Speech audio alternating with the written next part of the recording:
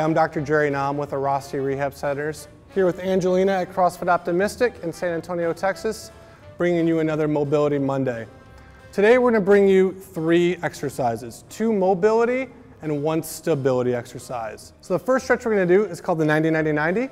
This is going to help stretch your glute and help get external rotation on the hip. Now with this stretch, the key is I want your thigh coming straight out, not off at an angle. Your hips at 90 degrees, your knees at 90 degrees, and then your foot's at 90 degrees. Now if your thigh comes up like so, that's all right. I just don't want you forcing it down. Let gravity take over. With this stretch, you're gonna feel it at the posterior part of the glute, right where your femur's at, and it should be an intense stretch, but no numbness or tingling. Hold this for 2 to 3 minutes every single day. So the second stretch we're going to do is called the couch stretch, which will help stretch your hip flexor. Now your hip flexor attaches from your lumbar spine, goes all the way down and attaches past your hip onto your leg. When this muscle gets shortened, it can cause low back pain, so we really want to stretch this out before you work out or if you have a sitting job. Now with this stretch, there's a couple keys. As Angelina's knee gets closer to the wall, it's going to be a lot more intense. But we want to really have perfect form. So we want her to move her knee off the wall to where she can have her torso nice and upright. Because we don't want you to lean forward and we don't want you to arch a lot in your low back. We want to be nice and straight. So you move your knee off the wall accordingly. So once she's in this position, I'm going to have her take a deep breath in and exhale all the way, and you'll see her ribs come down and then her low back is nice and flat.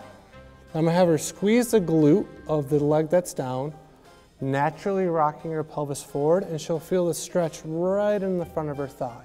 You want to hold this for 1 minute on each side, doing this every day. So the last exercise we're going to do is for glute and hip stability, and we'll be doing that with the glute bridge.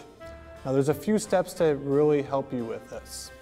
First, I want Angelina to tilt her pelvis up, making her low back flat, pressing her low back into the ground. Next step is I'm going to have her squeeze her glutes.